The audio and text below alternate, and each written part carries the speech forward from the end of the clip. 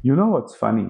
We are out there on Instagram tagging equality for all, justice matters, break the bias, acting like modern day revolutionaries. But inside our own homes, inequality is chilling on the sofa sipping chai.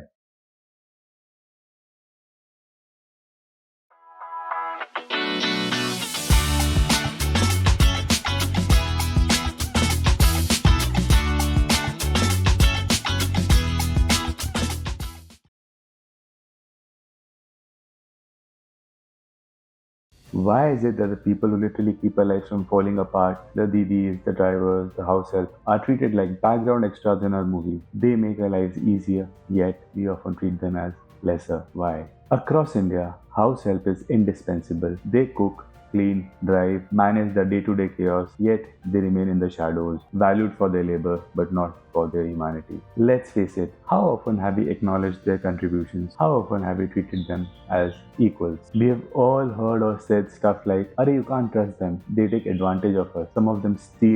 They don't deserve respect until they earn it. Okay, so when your boss took credit for your work, did you cut them off? No. You smiled, gossiped about them in your colleague's group chat, and moved on. When your favorite cousin conveniently forgot to repay that loan, did you cut ties? No.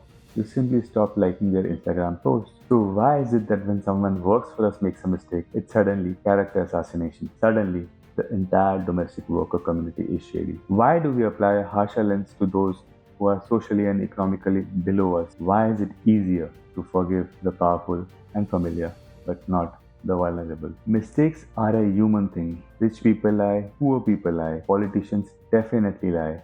It's not a salary bracket issue, it's a human issue. Respect isn't about ignoring flaws, it's about remembering that people aren't robots. They are people just like us. Well, hopefully, better than us because some of us are a mess. The caste system, centuries of who sits where, who eats what, who matters how much, it seeped into our heads so quietly we didn't even notice it. But hey, just because grandpa did it doesn't mean it deserves a sequel. You won't wear his bell bottoms, then why are you carrying his biases? In some countries, not respecting domestic workers is unthinkable, but here the divide remains stark. So what breaks it? Not Twitter rants, not Facebook debates. It's the small, unglamorous stuff like greeting your maid the way you would greet a friend, sitting down for a cup of chai together without making it a charity moment.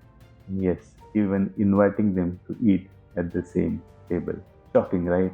It's like treating him like a normal human being. Some people would say they won't feel comfortable. But why won't they? Maybe because we have made it awkward for the last 50 years. Did you know about Kareena Kapoor's house rule about nannies eating at the table?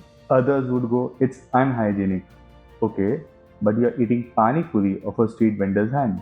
So relax. Also, studies say workplaces and homes where staff are treated with respect have better trust, productivity, and mental well being. Basically, being a decent human benefits both sides. So here's my question to you. Why can't we break this invisible divide? You don't need to start a revolution. Start small. Say thank you. Offer a seat. Share a meal.